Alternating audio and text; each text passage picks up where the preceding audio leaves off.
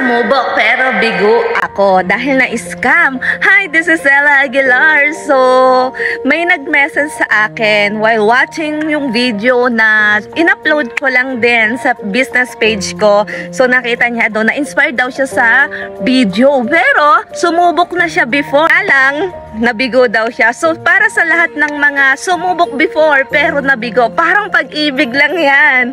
Diba? Ilang beses ka nang nasaktan but still umiibig ka pa rin. Ay, diba? So, same as thing dito sa business na ginagawa natin. Sa isang opportunity na nakita natin online lang din. Hindi ko masisisi sa lahat ng mga tao dito na makakapanood ng video na to na sumubok na rin before pero nag-fail. But gusto kong sabihin sa'yo na I am someone na nag-fail din sa isang business pero sumubok pa rin. Kasi I really do believe ang isang buhay naman subok-subok lang din. And kapag ang isang tao nilimitahan yung sarili niya na dahil sumubok siya, failed, na scam or what, hindi nag-success sa business na ginagawa, it doesn't matter sa next na susubukan mo na opportunity is yun pa rin yung mangyayari sa'yo. Ito yung masasabi ko sa lahat ng mga sumubok. Huwag mo limitahan yung sarili mo because past failure cannot determine your future. Hindi naman yung past mo ang makakapagsabi kung ano yung magiging future mo. Kaya sa lahat ng mga takot sumubok o nag-failed before, sumubok ka, try pa rin. Kasi sa kakatry mo, hindi mo namamalayan, nilalapit ka na pala sa tamang opportunity kung saan doon mo pala makukuha yung tamang success at doon mo pala matatagpuan yung dating pinapangarap mo lang din before but realidad mo na ngayon. I am someone na nagpray lang din ng opportunity.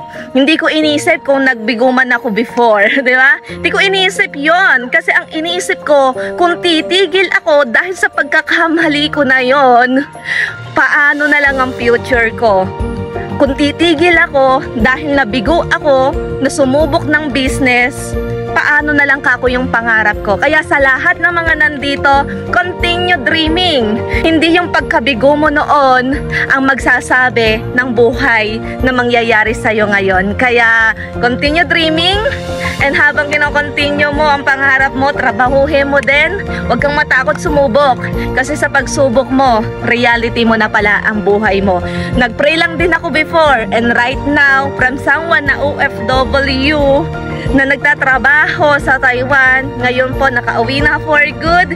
Hindi lamang po yon, ngayon po is driving BMW car and nakakapag-travel na rin sa iba't ibang bansa. Nakarating na ng Korea, Vietnam, Thailand, Hong Kong, na dati pinapangarap ko lang din before pero right now reality ko na. Kaya sa lahat ng mga nandito at makakapanood ng video na to, gusto kong sabihin sa'yo, lakasan mo lang loob mo, maniwala ka sa taas, maniwala ka din sa sarili mo. And the moment may nakita kang isang opportunity, wag mo nang palampasin pa because that opportunity, I really do believe there's a purpose kung bakit mo yan nakita. There's a purpose kung bakit mo yan o bakit sa'yo pinakita ng taas yan. Maybe this is your answered prayer na. If itong video na to is napanood mo at may napifeel kang something in your heart, so message me because I am someone like you, nangarap lang din before. Nag-failed man noon, pero right now, tinama kung saan ako nadapa. Just remember, kung saan ka nga daw nadapa,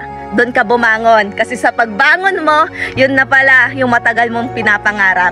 So, message me and see you in my inbox.